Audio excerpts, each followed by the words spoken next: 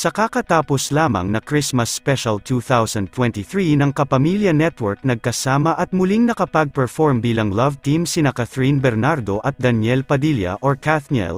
Nagulat ang publiko matapos ang naganap na event dahil hindi natin inaasahan na muli natin silang masisilayan matapos ang mainit na isyu na kinaharap nilang dalawa at ang kanilang pag-amin sa publiko na hiwalay na sila, kaya naman muling nanumbalik ang saya at kilig ng mga fans nina Daniel Padilla at Cathryn Bernardo. Kahit na hiwalay na sila ay hindi naman doon natapos ang kanilang pakikisama sa isa't isa na animoy walang nangyari. Talagang pinapakita nila sa netizens ang kanilang pagiging professional bilang mga artista at para na rin sa kanilang trabaho.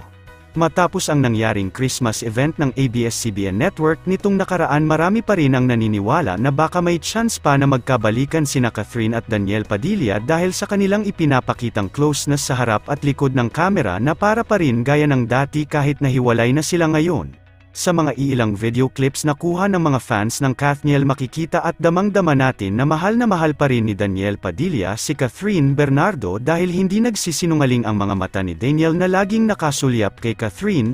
Yan ang napansin ng netizens. Narito panuorin natin ang ilang mga videos mula sa kanilang performances at backstage.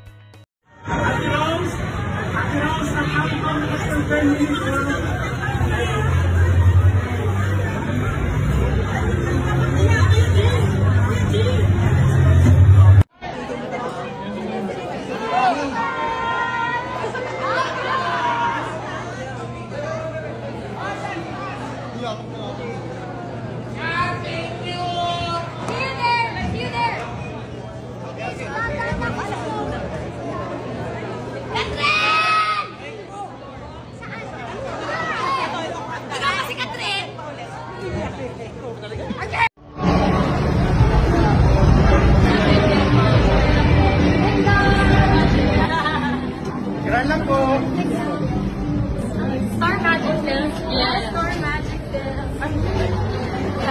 Film. Hi, Star Magic Film. Yung food to our